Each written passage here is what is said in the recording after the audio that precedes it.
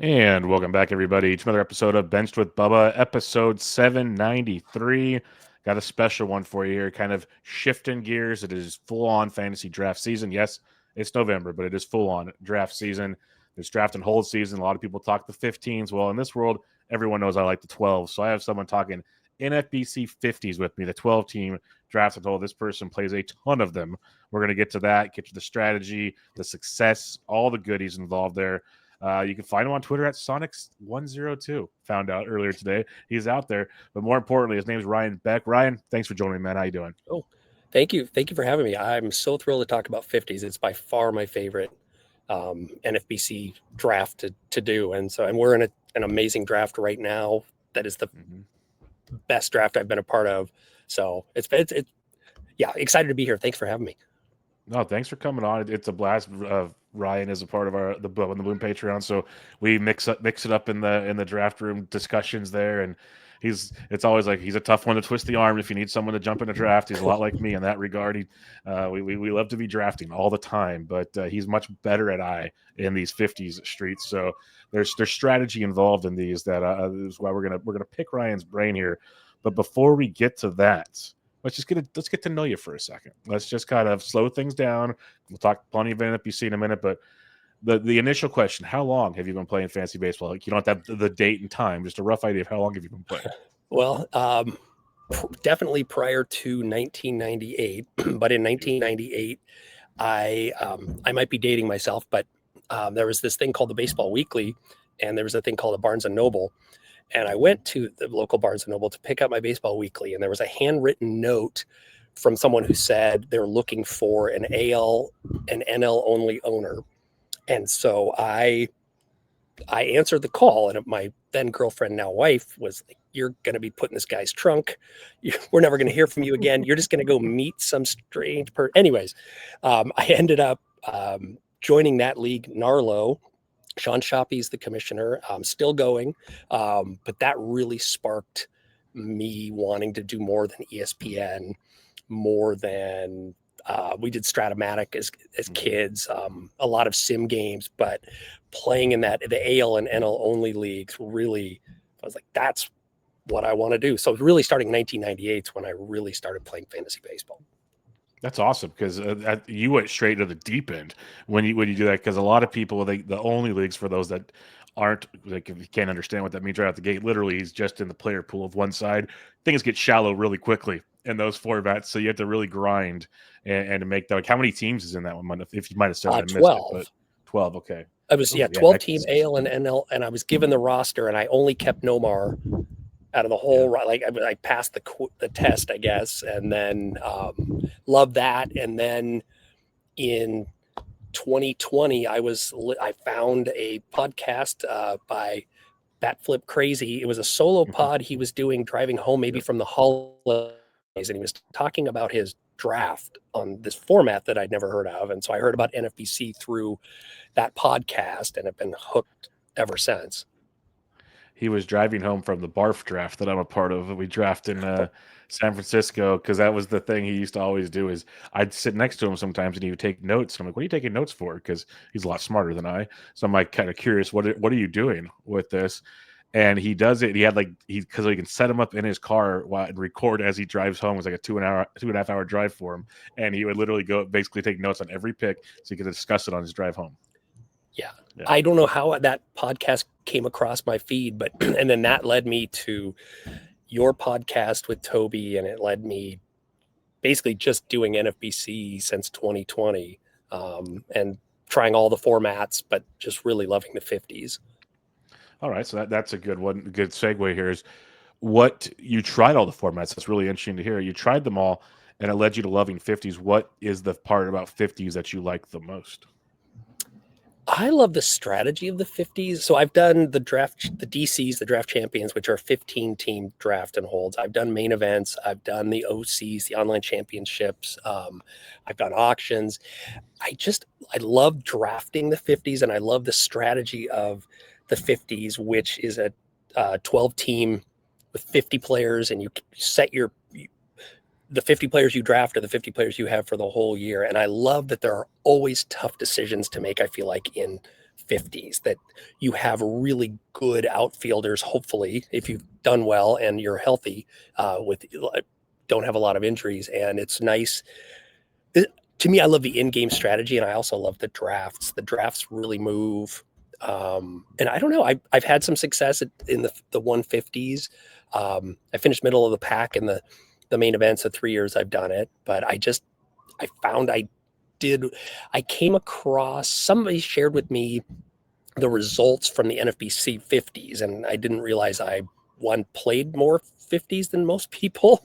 I didn't really know, and that I had some modicum of success, and so I've really just started focusing on them. And it's a great group of drafters, especially this early in the season. You see the same people, the same names in the drafts, and so it's just I really like the community.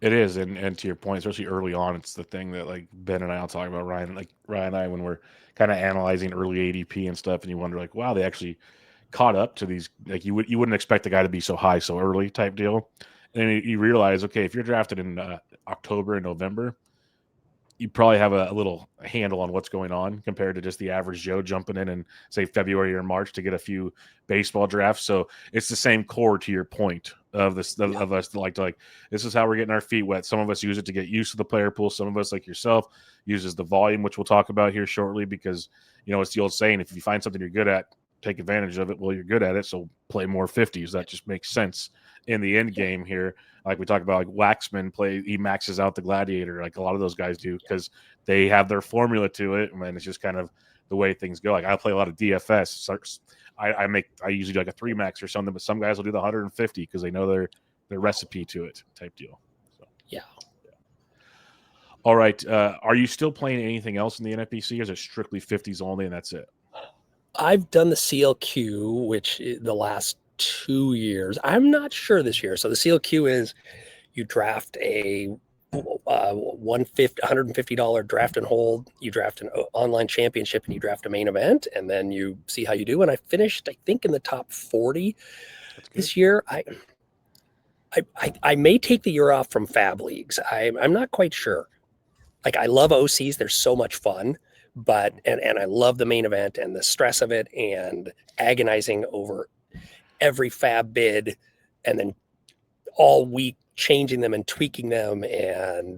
But I'm also, it's a grind, and I do so many 50s that I figured out a routine to not have it, to have a life and do a high volume of 50s. I think I have a decent balance with that. So I may just do 50s this year. I'm not quite sure. I'm on the fence. The 50s are what fund me being able to do main events and other maybe higher end NFBC formats, but I'm not sure.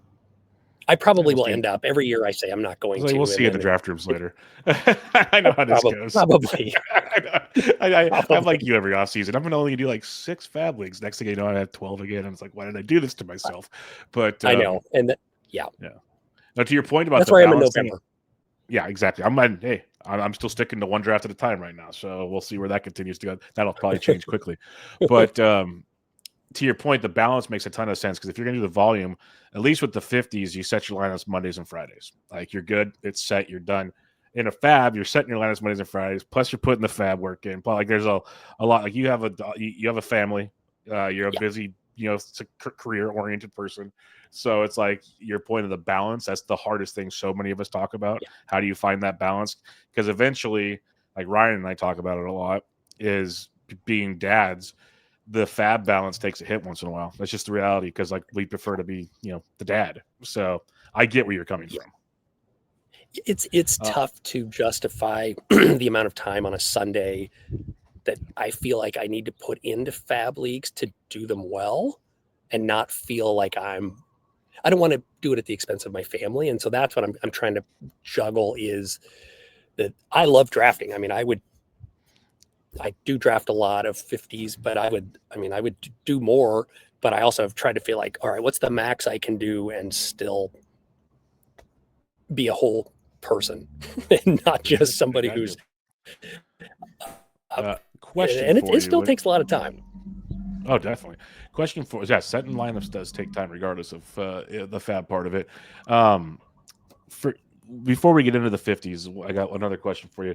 What is it? I'm just curious. What is it that you like about fantasy baseball? I ask this as in the question of some people love the statistics part of it, especially now that more and more advanced stuff comes out. Some people just like the puzzle. Some people just love the game of baseball. Like there's so many different factors that bring people to fantasy baseball. What is it for you? Because if you're playing the volume, I'm curious what is it that I know the drafting part. Obviously, we all are love the draft's the best part, but now you have 6 months to do this. What is it about baseball, fantasy baseball, that you enjoy the most? First and foremost, I love baseball. I remember I've been collecting baseball cards as a kid, getting the newspaper on Sundays and poring over statistics and box scores. And I love that aspect of it. And I love the competitiveness of fantasy baseball. And I love listening to all the podcasts and collecting information and looking at projection systems and then trying to figure out if where I might tweak things. And it's really, I have found the NFBC to be the best format, and a lot of it is NFBC, and it's how it's structured. It's the people in it, and I like the fact that there are no trades. I like that it's just you draft and that's your team, and you can be as active and interactive as you want to be. And I do love the puzzle aspect. I love in this draft we're in now. I did draft a lot of speed. It wasn't like, oh, okay, so I'm going to have to do a very different build than I would normally do.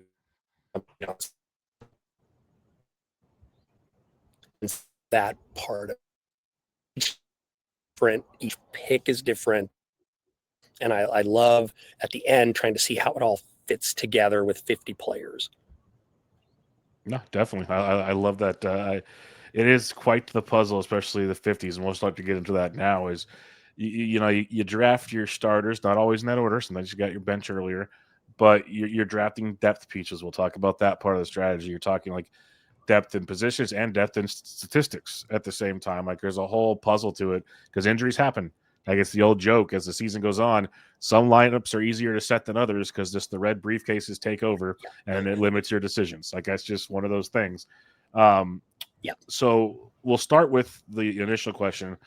What interests you in the volume of 50s compared to like playing maybe 5 or 10? I don't know the exact number. How much is your usual volume? What interests you in just besides just drafting as much as you can? What interests you in the volume of 50s? I, I guess embarrassed. I think I had 54 50s last year. That was a lot. Awesome. I love that. I love to diversify the portfolio, I guess you would call it. I love to, I do so many that I can wait for value. I don't feel like I have to get Jacob Lopez of the A's in. If it's a good value, I can take it. If not, there's always another draft. And I love diversifying, saying, okay, already have 2 shares of Shohei Ohtani. Let's try an Aaron Judge build and see how that. I love, and then as I get going in the drafts, I start to figure out what works best for me. Do I feel comfortable with 2 closers early in the draft? Do I not? And then so me get more and more acclimated to the player pool. But then, like in the draft we're in now, there have been a few players that I was interested in, and I was sniped several times in the last few rounds. I thought, oh well, I can get that player hopefully next draft, or so I don't feel like I have to move this player up 3 rounds. I need to get Kevin McGonigal in this draft because everybody's talking about him, and I can wait and see. Hopefully, I can get better value. And then the other thing is if I had a lot of Kyle Tucker last year and he missed so much of the season, it really sinks a lot of your teams. And so that way, if with the balance, and hopefully if you build successful benches, you can overcome that. But then I'm not so heavily invested in 1 or 2 players that my whole season really rides on them. When you mentioned diversify, I've heard that term's used a lot in fantasy. Do you prefer to diversify the front of your draft? Is it the whole draft, like throughout your pockets? Because I was actually telling Ben earlier today that I've noticed I've done like 5 drafts so far. I've mixed up my front part quite a bit, but it seems like once I get around pick 25 and beyond, I'm in that same wheelhouse, which is not a great feeling. How do you prefer to diversify? I definitely try to diversify the first few rounds.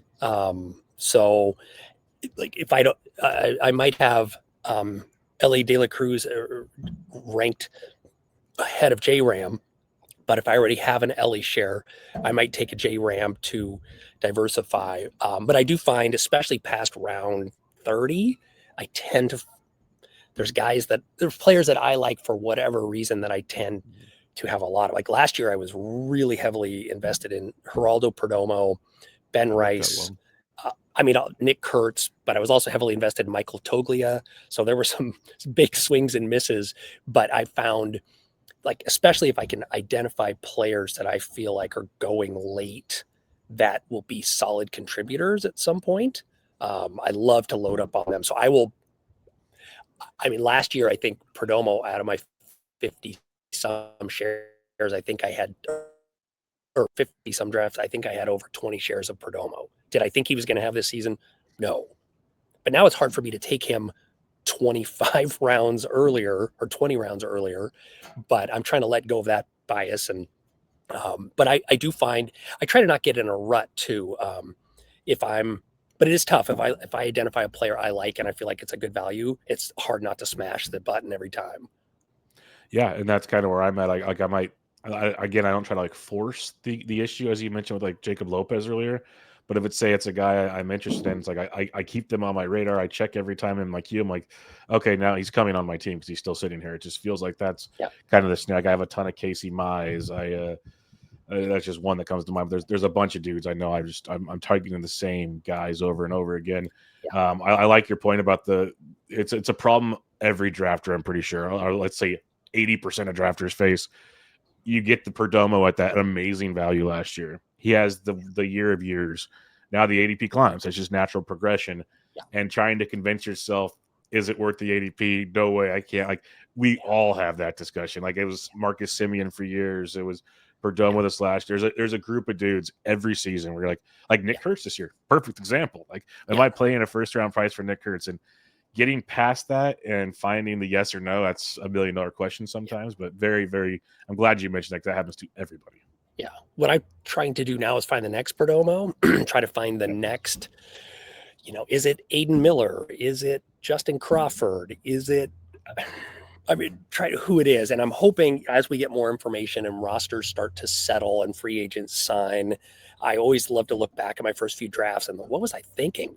Like, why did I draft this player on this team? But I hope as we get more information, I think also doing a high volume, if I'm heavily invested in JJ Weatherholt right now, I might not be 6 weeks from now. And so not hopefully having 19 shares of him if I have 5 or 6 and he doesn't start out, he's not the third baseman for the Cardinals. He doesn't break, the roster out of spring training, it'll be okay. And so that's the other thing I found is that just over time, my drafts in February look very different than my drafts now.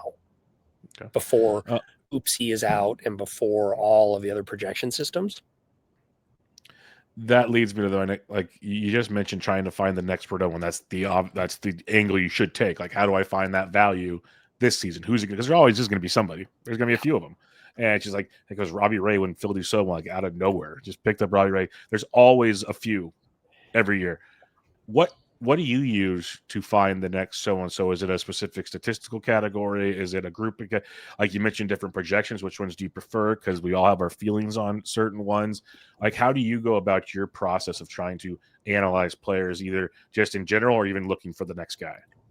Well, the first stop for me is James Anderson from RotoWire with when he basically his every Wednesday podcast, especially in the off season when he addresses, he has whole shows dedicated to rookies for 2026. And then I start doing my own. When I hear names I listen to a lot of podcasts and I write down names. I'm often out running early in the morning before heading into work, and my wife I just text these random names to my wife, and she's like, "What are you doing?" I'm like, "Oh, that's Jacob Latz. He's a pitcher I just didn't want to forget that I want to look into him later." And she awesome. just has learned to ignore those like 5:30 a.m. random just list of names. But then That's I like to do amazing. my own deep dives and just see what does James Anderson like. But that's usually my starting point. And then I like to look back at the last 2 months of the season to see were there improvements for a player. And then I like to read follow a lot of the beat writers, follow a lot of very much smarter people than me on Twitter. And your Discord has been, I mean, the Bubba and the Bloom Discord is an amazing resource for names, ideas. I'd never heard of Mac, the catcher, before. Yeah. I've started hearing his name. And so I'm like, let's look into, oh my goodness, he would be a great C3 or C4 in a 50. Yep. But now everybody else has heard that name, it seems like. And so his price is going up. And then, so it's that ever evolving, this player, like Connor Griffin.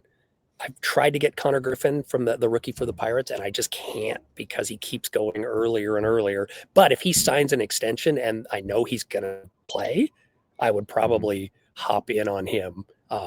So again, I think it's just over time the portfolio diversifies for me. And I just love drafting, but I use projection systems. I'm not married to them, but I use them to see. But I've also found at this point, Steamer has some interesting playing It's time. bad.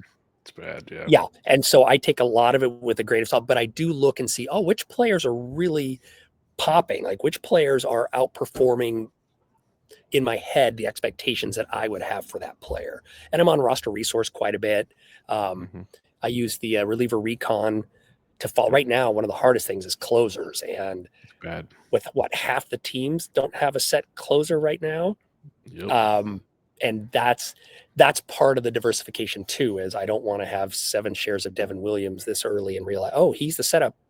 He's going back to New York and he's the setup guy now for Bednar. So, but I love just gathering information, talking to people. The Discord, I lurk more than type, but I'm on it a lot and just absorbing. I mean, there's so many smart people in the Discord and they're really knowledgeable. That's what I find is the NFBC players know their stuff. Yep. And they're very friendly and welcoming for the most part. And it's also a fun Discord, but there's names that I have not heard of that I look into. I don't always draft them, but it's like, Jefferson Cuero, I know who that is, but I didn't think he was going to get much playing time. But maybe he will. And so it's just, that's when I do my own dives. Yeah, it's a great. I'm biased, of course, but it's a very great resource. There's a lot of very smart people in there that bring a lot to my attention as well. So I'm with you on that. All right, let's start with just the brass tacks, the basics here. We're talking 50. So you mentioned earlier, 12 team, 50 rounds. That's your team. That's why they call it a draft and hold. Set your lineups Monday and Friday for hitters, Monday only for pitchers. If you're new to the NFBC, that's the structure. But you're building your roster. It's your typical 23-man starters. You got your pitchers and your offense, and then you got the bench, 27 bench players. What's just your general strategy? We're going to get into pitching and hitting and all that good stuff. But when you sign up for your draft, you get your draft spot. We'll talk KDS in a minute as well. What's just your general strategy? Are you attacking hitters early or pitchers early? Or what do you go with there? So it starts for me with KDS. The first, and this is a first world problem to have, but my first 5 drafts, I drafted first or second. Gosh. I don't think I drafted first one time last year. So I was like, do I have 5 Shohei Ohtani? So I think I have 3 Shoheis and 2 Judges. I still have not, I've done 11 50s. I still have not drafted any later than 8th. Wow. And so it's been hard for me to get like a Junior Caminero, who I'm really interested in. He's always gone on that, coming back for round 2. And so what I'm going to start doing, I think, is changing my KDS to put 9, 10, 11, and 12 first, which seems so strange. Like it's a good problem to have, but I'm like, if you're doing volume, it makes sense. You want to mix it. That's the whole diversification right there. Yeah. Yeah. And I have one thing that I do my off season is, I guess, 2 weeks. There's, I guess, like maybe 3 weeks between the end of the season and the start of the new one. But as I look, and last year I was power deficient. And so I've really tried to make sure that I leave those first few rounds with power. And I found that I think that there are some people who can get double-digit stolen bases towards the rounds 20 to 35, and I find it's harder to have power bats that don't kill your average. And so I've really tried to do that.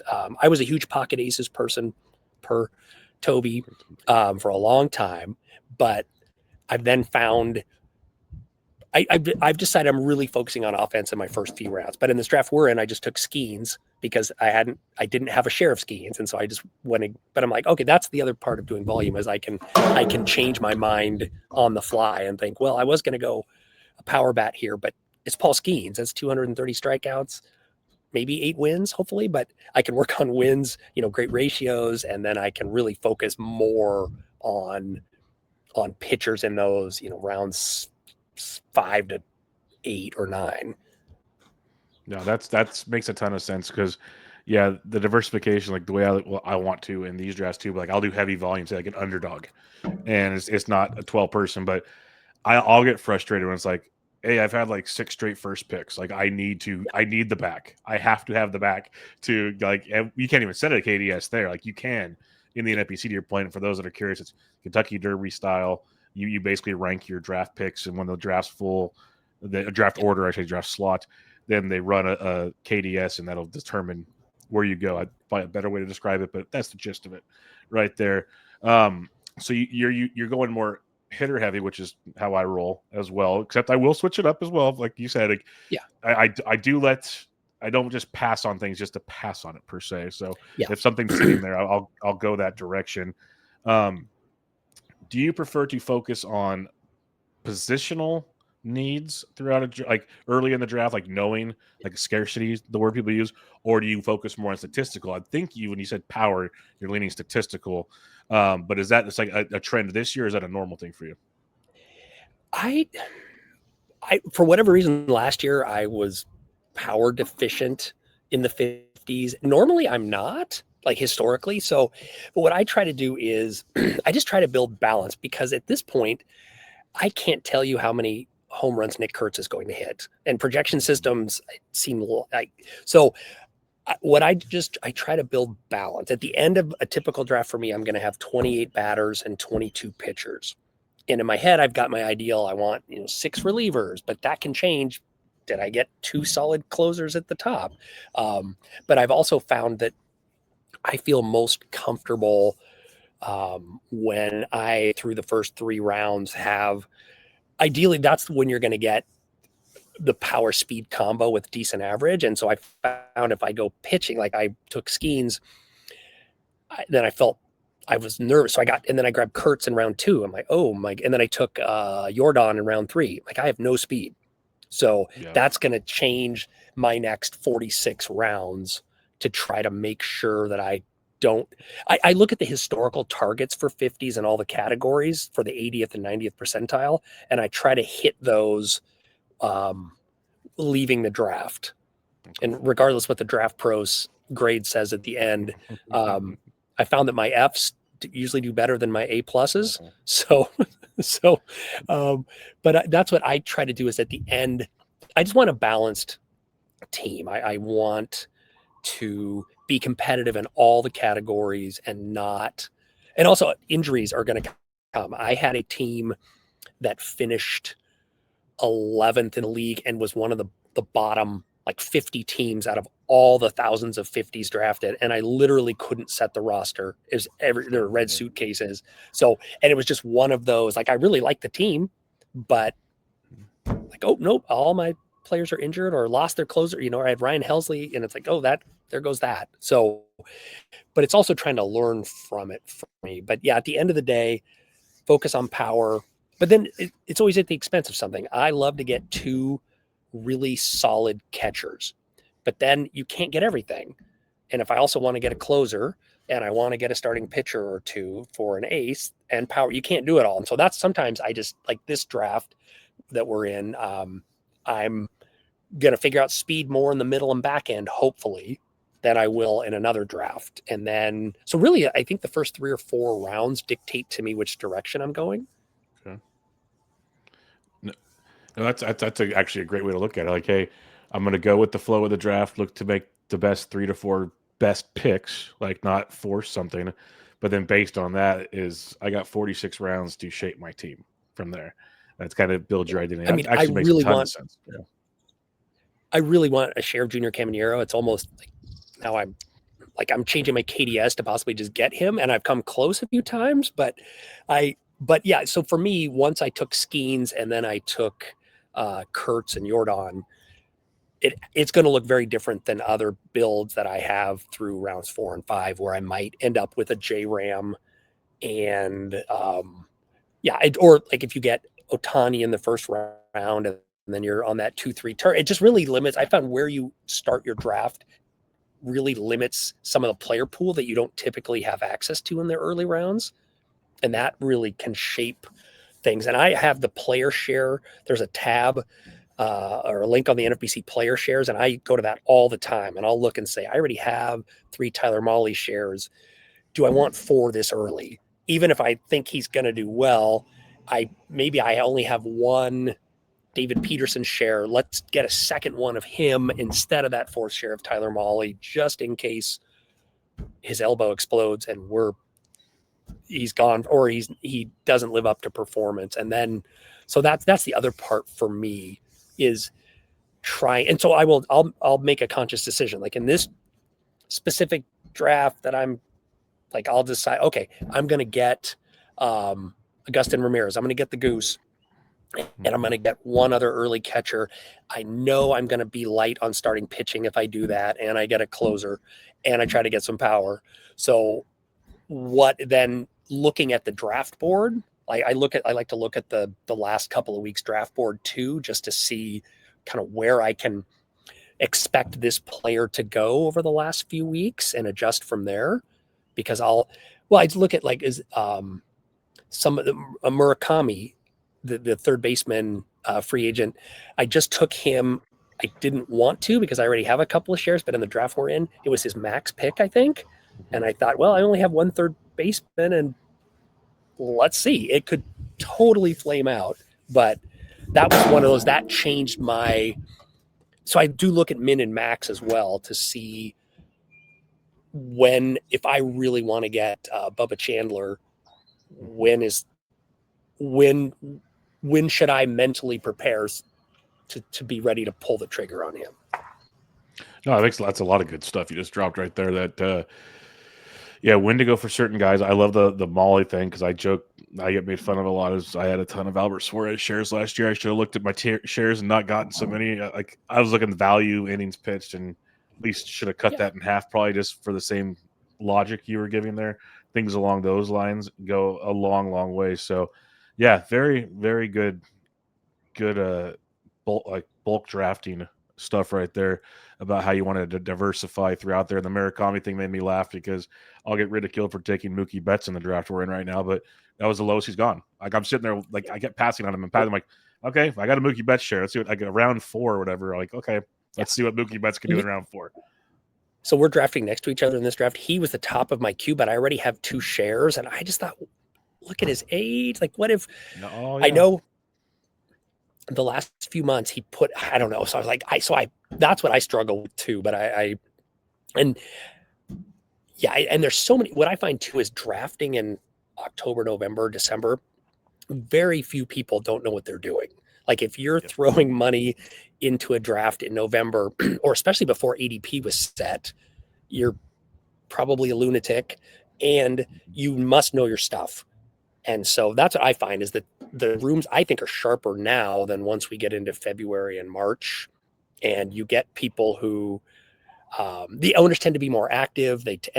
You recognize a lot of the owners in the draft. And I like that too. And I like to look at other people's drafts that I've completed just to see, like, I like to learn from people like, oh, what does this, I'm so curious why that person did this. And then I think this, so then I look at other people's drafts and try to figure out the strategy behind it. And is it something I should be looking at, like incorporating, or this player I've noticed has taken this player in 3 drafts I've been in with him. I wonder why. And that's when I'll send my wife the odd text with a name, and then I'll go back at night and I'll look and see what is it that this very sharp player has found of interest and note about this particular second baseman. Interesting. I like that a lot. Some people have portfolios on the people they draft against. That's a little much, but to your point, you drafted enough of them to pay attention. Like, I already know Yep. you're. If I'm in a draft with you and I want Goose, I have to go early because he will be very aggressive on Goose. So like those are little things we pick up on Yeah. throughout the drafting. I want to. Okay, we're gonna talk offense For now. you is Yeah. okay. Yeah, let's split it up. We have offense, and then we'll talk pitching here in a bit. Here, offensively, when you're entering your draft, again, like okay, so your first few rounds kind of dictate your draft. But are you and you mentioned you're attacking power early. Um, are you focused on right now? You're focused on power. We've established this, but like your Francisco Lindors, your J Rams, certain guys you can just pencil in 25, 25, 30, 30, and you move on. Are those guys? They, in theory, should be higher up on your list, or do you have like a preference of I guess, an offensive skill set you're looking for? Like, does Big Meat Pete actually fit a target of yours, or are you too worried about certain profiles? I guess what I'm trying to say. I tend to not have a lot of Big Meat Pete, just be, and that could be. So this year I've actually taken him in 2 drafts just because I normally don't.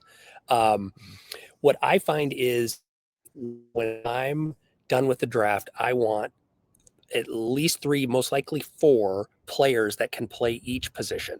Even if it's like Brendan Donovan's second base outfield, like I will count him. I know some people don't, but I will count him as both a second baseman and an outfielder. And I want 10 outfielders, but I want 4 of every infield. It makes me feel better and to have depth. Because what I find is if you lose, you're going to lose players with no fab. You're going to lose players, and I don't want to take zeros. And randomly last year, what I really lucked into was a lot of the Sal Perez's and the Ben Rice's and the Wilson Contreras. I put them at first base or corner quite a bit because I lucked into some catchers, and so it's just having that positional flexibility. But I will use Ryan Bloom's tracker, and I'm always trying to get to that 80th percentile. And I look at how each pick, what does drafting Pete Alonso do to my other categories? It's going to really help in RBI, home runs, but what's that going to do to average? And that's what I'll look to in. And I didn't have a single share of Yordan Alvarez last year. I took him in the draft we're in now. I don't know how I feel about it, but I would, in the ideal world, in the first few rounds, I'm getting somebody with both who can steal bases and hit home runs. But then what I want to do is I don't like feeling like in round 12, I really am sunk in batting average. I took a lot of low batting average players, or I don't have any speed. I need to really focus on, it doesn't feel good for me to draft Victor Robles, as I'm a big Mariner fan, but it's not always fun to hit that button. But sometimes that's what I don't like to look and say, okay, he's projected for 14 steals. I would prefer like a Harrison Bader, somebody like around that can do both. And Lindor is set it and forget it, super steady, like you mentioned. And I love that. What I try to do too is I look for position scarcity. Like I do not like second base. I do not like first base or third base. Second base, there's some at the end. There's some depth, but I try to. That's the other part is, do you want to be light on outfield?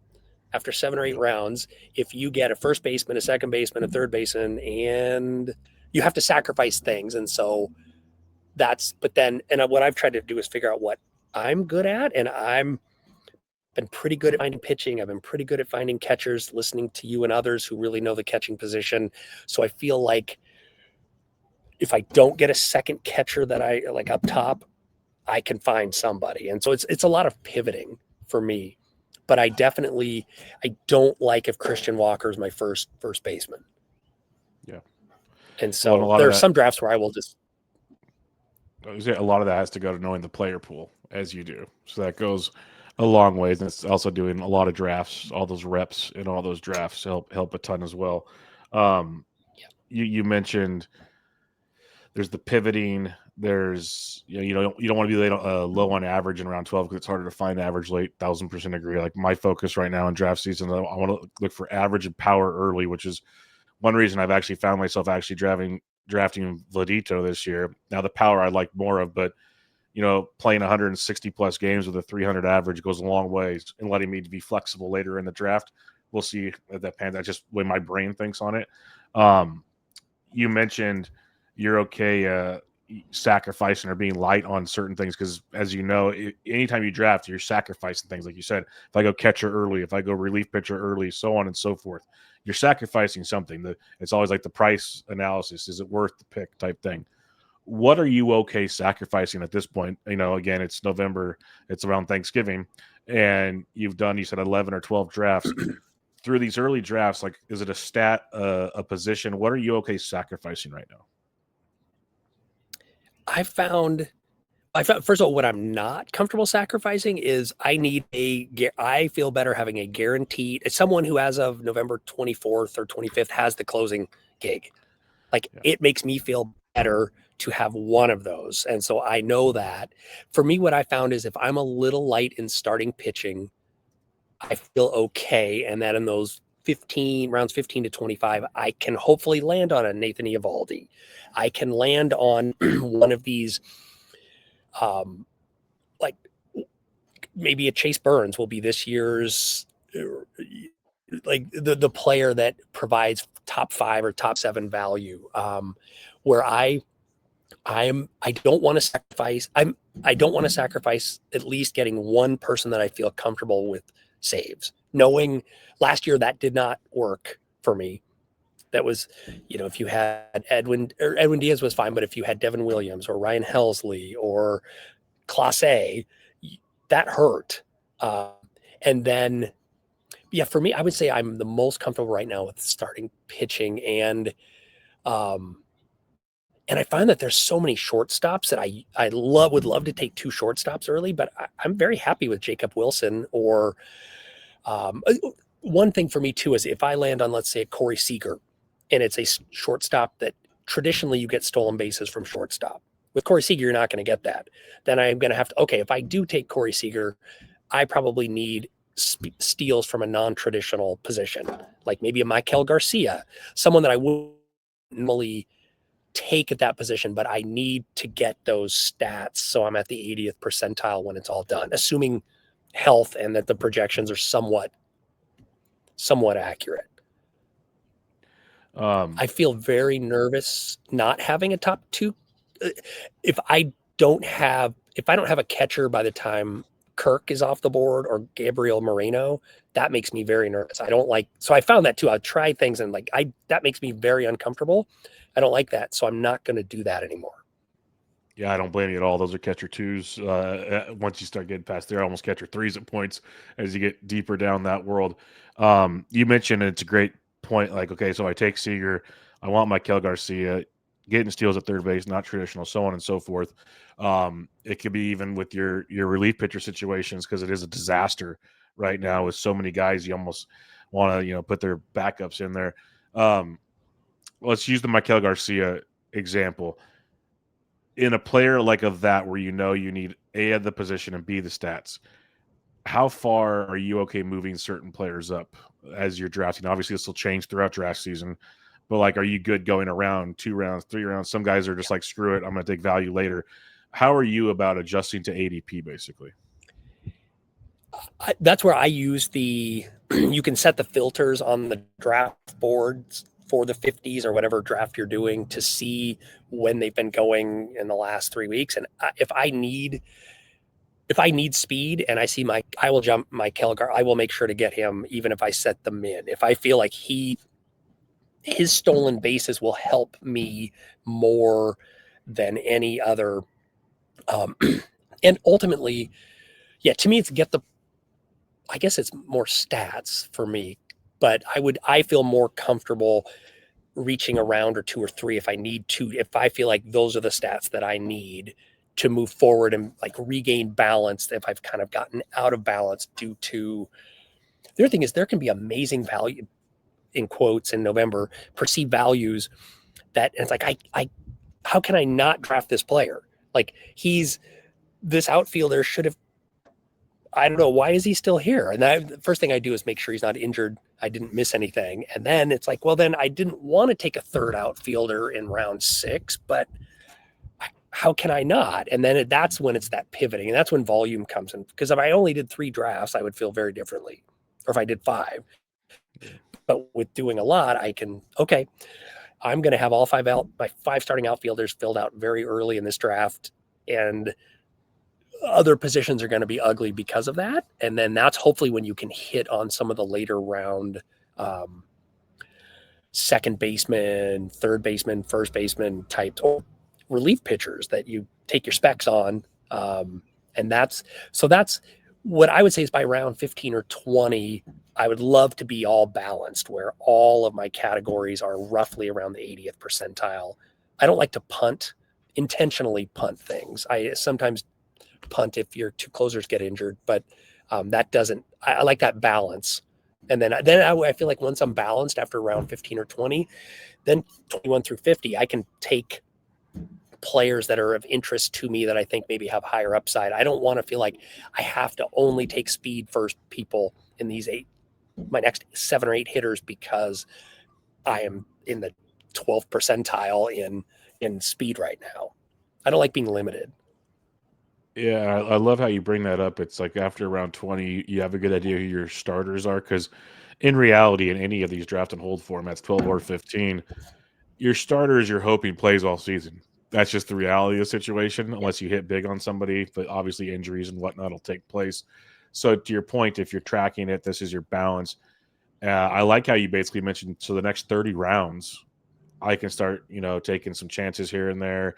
I can get creative with building my depth, where some guys maybe are more cautious until like the last 10 rounds or something. That flexibility could go a long ways, honestly.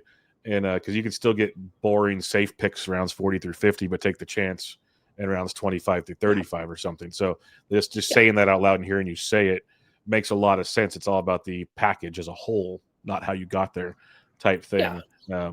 Let's talk pitching real quick. Or we'll start with pitching, not real quick. We'll talk pitching. So you mentioned you usually don't take pitching early. I'm with you. You do take closers somewhat early, you're saying, because you want to have at least one elite closer. Yeah. So why don't you just you can group it together or run with it. Starting pitching, closers.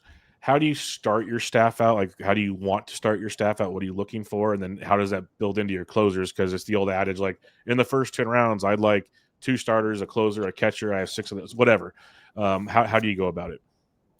Yeah, for me, I want a capital C closer 1. And I typically don't want to take the first closer off the board, but I want to take one quickly after. And that's when the diversification, like right now, I have 2 shares of Josh Hader. I'm assuming he will come back. I always try to make sure I get Brian Abreu. Maybe that's when it's like, okay, I took Josh Hader. I have to get Brian Abreu. It will, in case Hader, whatever happened, because I don't think he had surgery. I think, assuming he comes back. And really, when you look at it, there are half the teams I feel like that don't have a set closer, or is like, I don't know what to make of Abner Uribe right now, or McGill in Milwaukee. I think McGill's the closer, but I don't know. And it's so to me, if I get Johan Duran, I get an Edwin Diaz, I get an Andres Munoz, barring injury, they should get 25 plus saves and good ratios and strikeouts. For my starting pitchers, I want Ks and I want good ratios. And I feel like if I can't get one of those top 3 of Crochet or Skeens or Scooble, I will kind of wait and see. Like, I love Christopher Sanchez. I'm really high on him for this year. I'm okay if that's where that volume 2 comes in play, where it's like, okay, I don't feel like I have to get Christopher Sanchez in a specific draft. There will be a draft in which, for whatever reason, he goes at or past his ADP, and that's when I'll pounce. And that's that. What I try not to do is, like, I'll look at Sonny Gray's projections. And I'm like, why don't I have him on every team? And then that's when I look at that, my player shares, to realize, okay, you already have 4 shares of Sonny Gray. I would rather pivot and go to somebody else. But I found that there are globs after those top 3. I will make my own loose pitcher rankings and kind of in tiers. And then I just want to get at least 1 or 2 players from that, starting pitchers, at least from those tiers. And it doesn't have to be, it could be Hunter Brown one time. And then it's like, well, what I'm struggling with right now is like what to do with Zach Wheeler, who I love, but I don't know what it's going to look like. What to do with all of those rookie pitchers that are going in the top 10, 11 rounds. And so if I'm going to take a Chase Burns, I want to make sure that I have a solid starter or 2 solid and consistent, like an established veteran, I guess.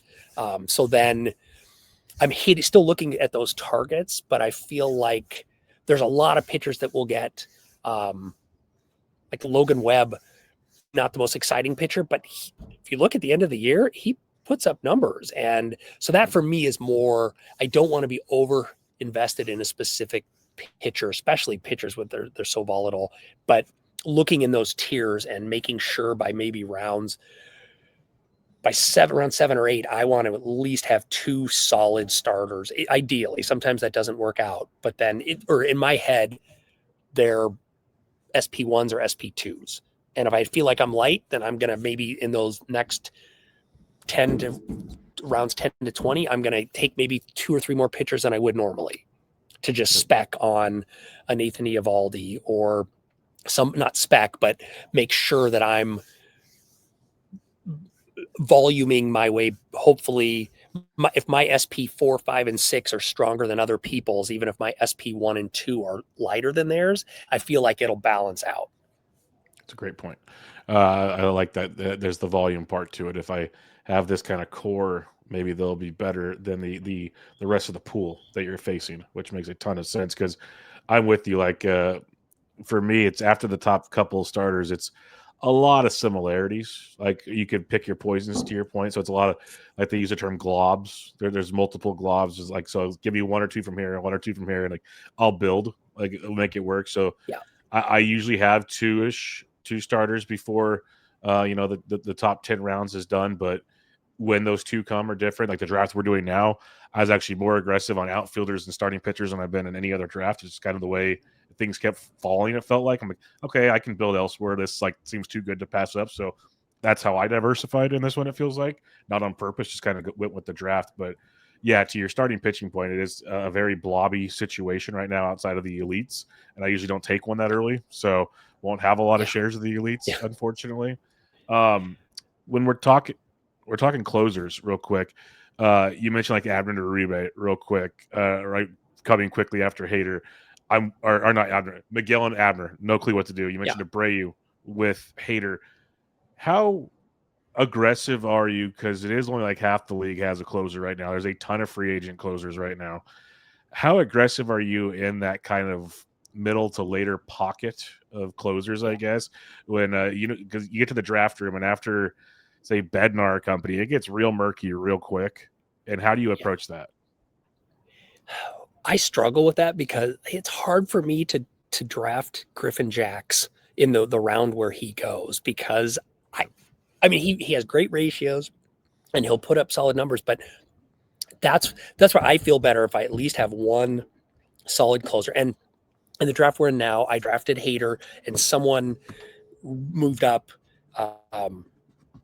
Abreu, and so I was not ready to take him there. And so I'm like, oh, I need to figure out what I'm going to do. I try to, in my ideal world, I have 2 closers that I leave the draft feeling very comfortable with, and I have 3 to 4 specs. I've been specking a lot.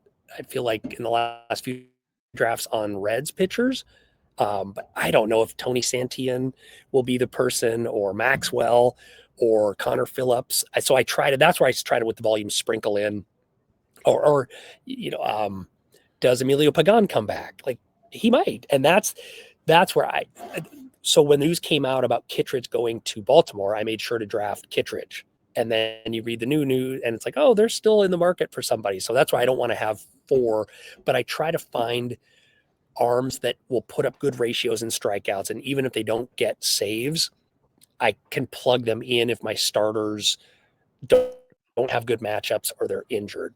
But at the end, what I don't want to do is take six closer specs my last six picks, because I feel like those usually don't hit.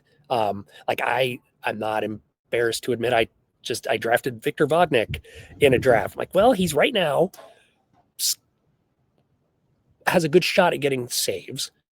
I won't have 12 shares of him, but I'll have a couple. And that's the way I view it, is like, let's look at bullpens.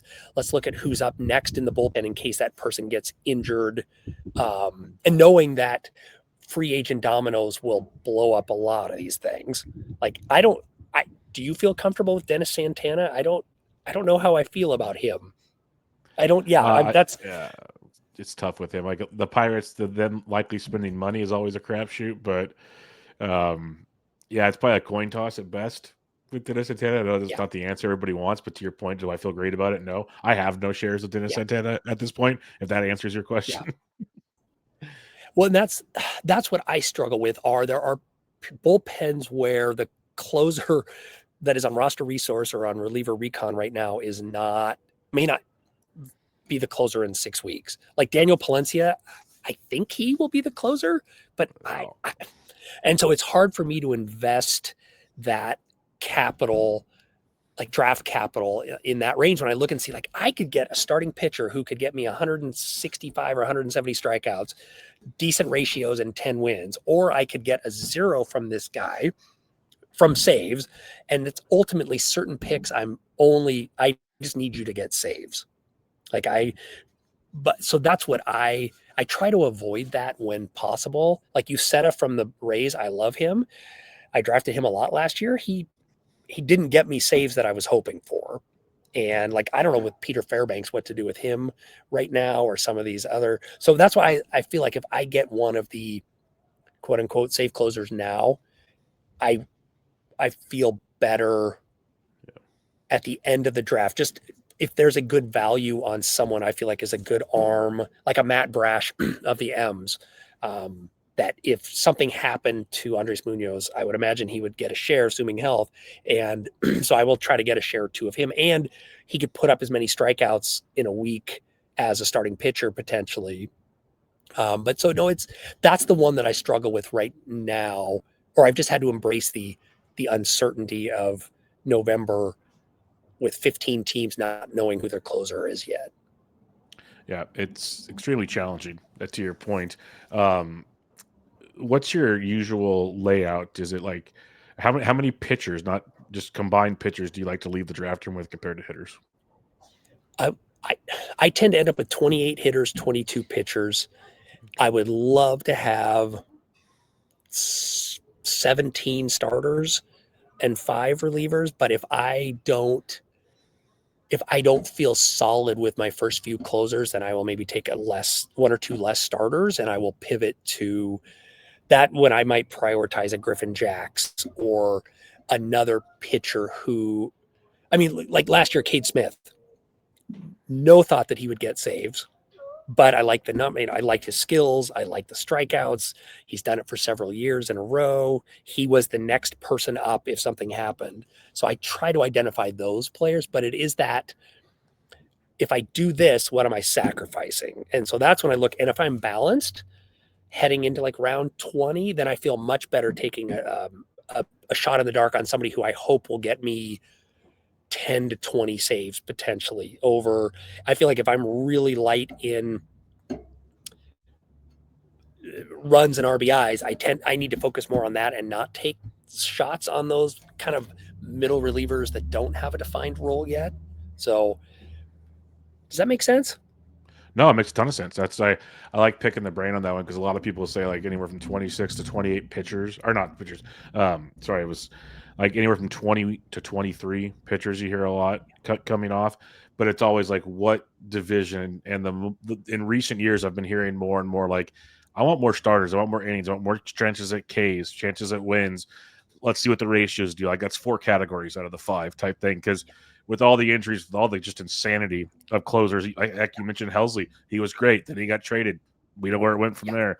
Devin Williams, like, looked like he was the dude. That was a mess. Like, so on and so forth. There's so much volatility in the relief pitching world, outside of just injuries in general for pitchers, that if I can go and get a handful of starters that at least rack up innings, and hopefully you can, when you set the lineup on Monday for pitchers, like, you can play the matchups and make things work. Because in reality, you're probably going to have, hopefully, 4 or 5 starters are just locked in unless something crazy happens, and then you can piece it together with your other, like, 12 options, which is a lot better than the alternative when you're stuck with only 3 options and, like, oh, I don't even want to throw this guy. The red suitcase looks better at this point in time.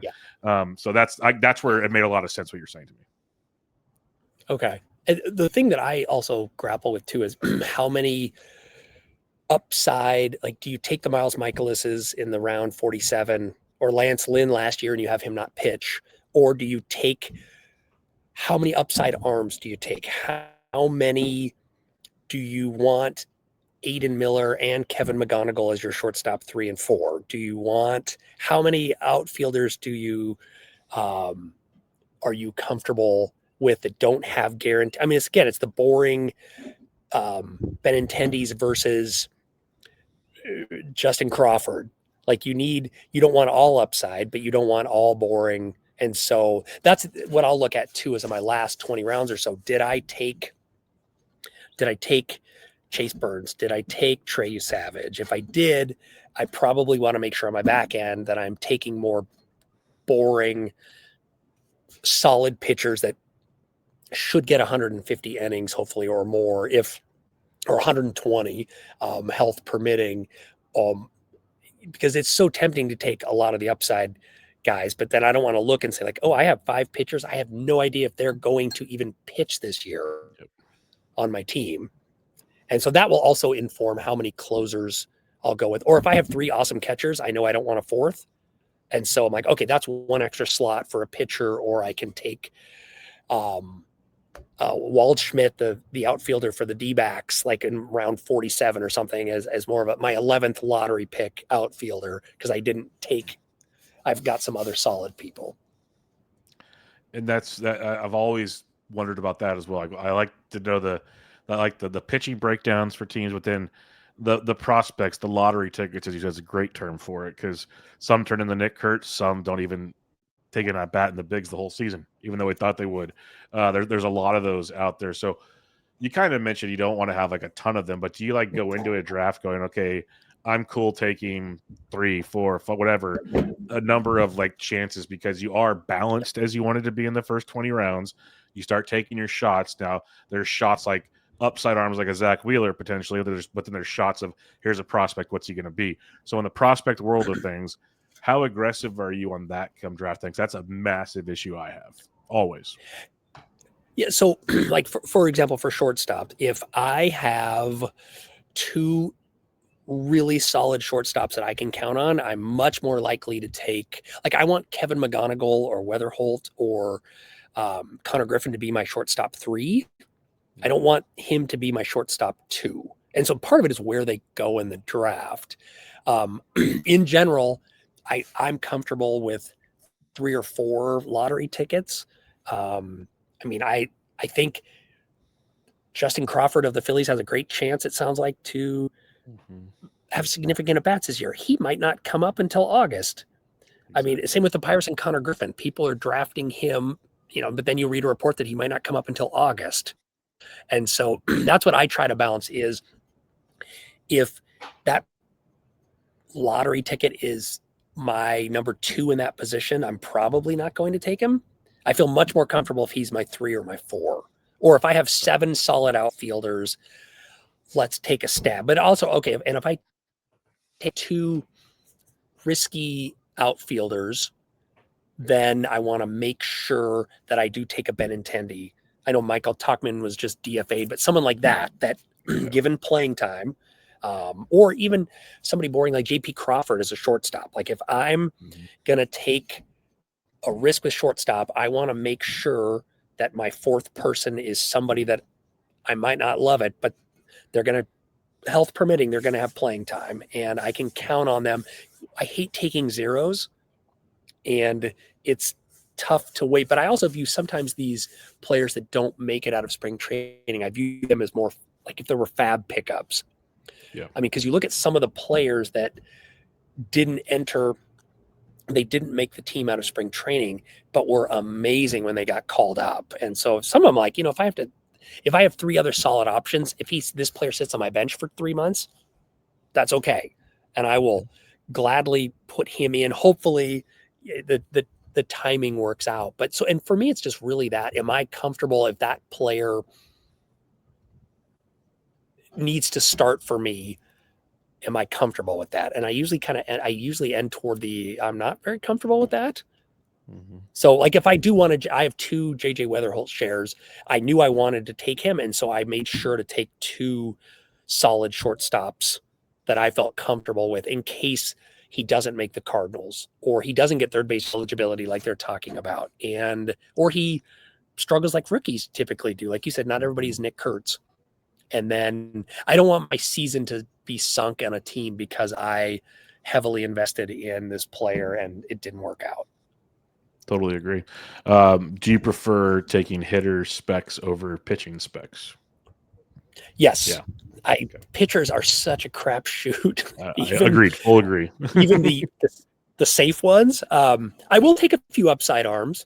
But again, I feel like if I have balance heading into round 30, I can take those spec pick, or I don't want to get Nolan McLean and Bubba Chandler and Connolly early on a team. That's too much risk for me. I can take one.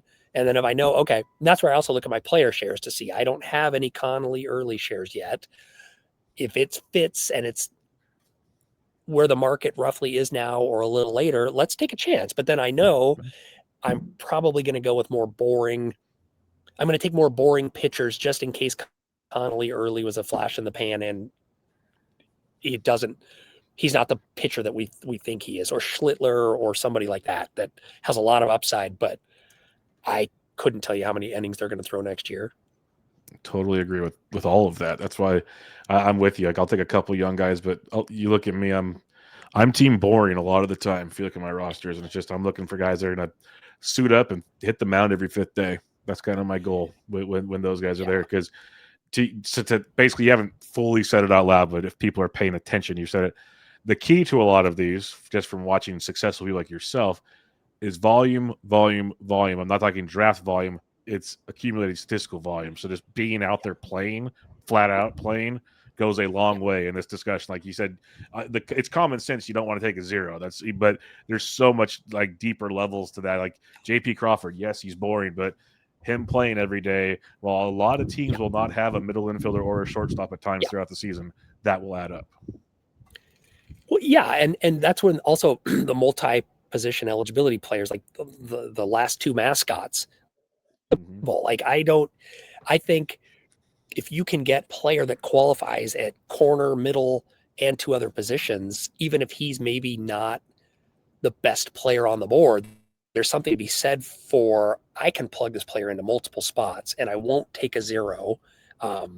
And that for me is just that balance and not taking zeros or feeling like I have to start this pitcher. I don't feel good about it, but I don't have any other options. And I feel like in 12, there tend to be more options, health permitting, for players. I know I've said that a lot, but that's the big thing for me is always having options at positions. And when I'm setting my lineups each Monday and Friday, so I don't feel like, and again, give me JB, very boring, but he over Friday through Sunday, he's going to probably play all 3 games. Yep. It may not be amazing, but I see people taking rookies that I don't, at this point, like no one has said that they're in the playing times or the plans for the team. And I think you can do that, but you can't, I wouldn't do that 3 or 4 or 5 times. And then all of a sudden you really only have 8 outfielders instead of 10. Agreed. You mentioned it, and I'm surprised I didn't put this on the outline, but this is why I'm glad we're having this conversation, is multi-position players. That is a hot button term, especially for draft and holds, to your point, because you said earlier, like, I want to have 10 outfielders and 4 infielders, but when you draft a guy that's second base outfield, you count them as both.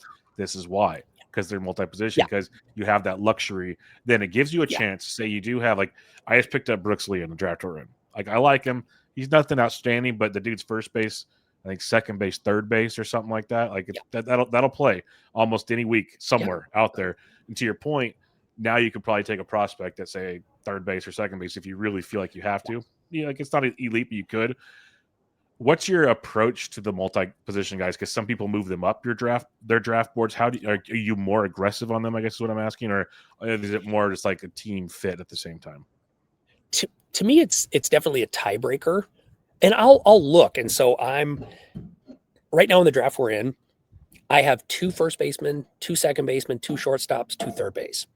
I usually am not that, like, I have to have the same number, but that to me is then, because I looked at Brooks Lee just in this last round when you took him, and I was like, oh, that would help free up, because I'm not feeling great about my speed. Like, I could maybe take some more. If I took somebody who covers 3 positions, maybe that means I can take a shot on an outfielder that, if he gets some playing time, could steal me 15 bags. And so I definitely look at it. I don't feel like I have to leave a draft with a multi-position eligibility player, but like I just took Brendan Donovan. He will be my second baseman, but it doesn't hurt that if my other second baseman hit, I can put him in the outfield. And so that to me is a plus. And the more flexibility I have at each position, I mean, just doing the math, it's tough for me to have 4 catchers, 4 infielders at each position, and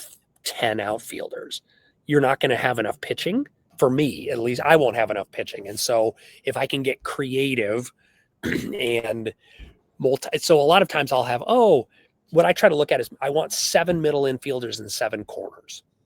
Yep. Like, it doesn't have to be 4 shortstops and 4 second basemen, but if I can have the people that I'm primarily plugging in will be 7 of those middle infielders, and then I might have, I've got this other guy like Brendan Donovan too, or however it works. And it just makes me feel better, because it's such a game of attrition over those 6 months. And especially drafting now, how many players are going to come to spring training injured that we didn't know about?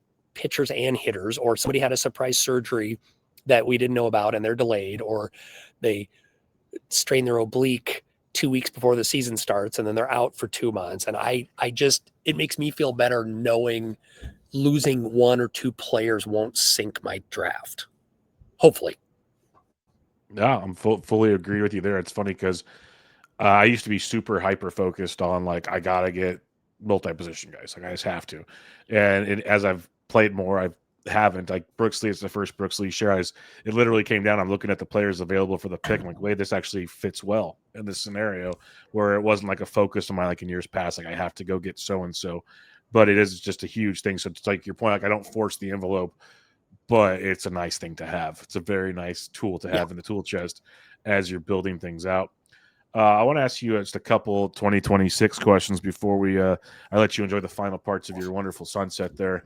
What is just give me a couple early takeaways from 2026. Like, I've done like 5 drafts. You've said you're in 11. So you have the upper hand on this one. What are some takeaways, if it be statistical, positional, just in general, from your early drafting? Corner infield, I don't like it. I don't like first and third base. And I found that I've never seen the catching pool be this deep, where there are so many amazing options, and you can be, I mean, it took me a little while to draft Shea Lang, like realize, okay, Shea Langoliers is now a 4th or 5th rounder, or 6th round, but there are so many catches.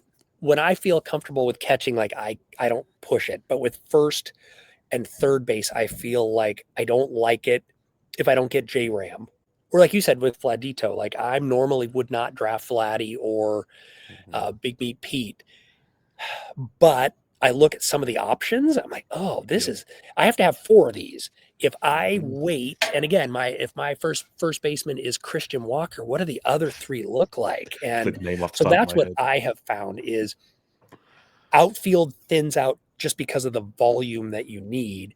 But I look at second base. I'm like, if my first second baseman is Glaber, I like Glaber, but Mm-hmm. what are the next three? Or like, I need to get 3 second basemen real fast. If Glaber's my first or Christian Walker's my first, I need to make sure that I'm pushing up. If there's another first baseman that I like or corner, I need to make sure I get that person, because that's when if Christian Walker has a down year and then you waited until rounds 28 or 30 to get your next ones, you're going to take zeros, or I won't be happy with that. No, I totally get it too. Because that's again, I'm glad you picked up on. That's why one reason I'm taking Vladdy early. It's the average is amazing. Like I love everything about that. I need average help, but that position is so bad, and you can tell it's so bad if you just look at the ADP. Yeah. Like most of the quote unquote decent first basemen go in the top 100 picks. Like they're getting pushed up because everybody wants them because they realize the issues at hand. And to your middle infield help point, like second base, I'm finding a lot of guys I don't mind being like my second or third guy if I have to wait. Like there's a ton of them compared to other positions. To your point, so Yeah. yeah, I'm glad we're on the same Well, and I page think on with that first one. base, like I don't feel comfortable with Freddie Freeman right now. I don't No, know how comfortable, like Matt Olson and Austin Wright. Like I don't know. In previous years, Freddie Freeman's very steady. And to invest that much draft capital in something uncertain. I mean, in the draft we're in now, I took Nick Kurtz. He could easily have a sophomore slump, and that pick in the early second round is not, mid second round is not great. So that's why I'm taking a chance on Nick Kurtz this early. I want to make sure that I have other solid first base options. And so what I'll really do is look and see, okay, with my starters, by the weakest, let's shore that up with volume and depth at that position. And if I have a Lindor and like Dansby Swanson, I'm okay if my third and fourth shortstops are maybe a rookie to take a chance on, because those two guys play every day typically. But if I look and I see, first bases, I've got to really make sure I've got volume and depth for some of those, especially corner. And you can never have enough starting pitching or closers, but that's been my big take. Corner's ugly for me. I don't like it. Yep, I'm with you, man. It's rough. It's rough out there, but what isn't rough is, folks, you can always go to the NFBC and sign up for more drafts. And if you drive 50s, you'll probably find Ryan in those rooms, and it's a lot of fun. But man, this was great. I enjoyed chatting with you. A lot of fun. Glad we were able to work this out because you have an amazing vacation you're on right now. So thanks for filling me in, and we'll have to chat again sometime. Thank you. My pleasure. And please, everybody, if you've not signed up for an NFBC 50, please do. It's so much fun. I guarantee you'll be hooked like all of us are once if you just give it a shot. Yep, it's an absolute blast. A lot of good people in there, and it's a lot more relaxing than those DCs where the last like 15 rounds feel like torture at times. But you can get through the 50s. But yeah, we'll wrap it up there. Again, thanks for listening, everybody. Thanks for joining me, Ryan. But we will be back with you guys next week with some more draft and hold strategy talk and whatnot. But for now, this was Bench with Bubba, episode 793. Catch y'all later.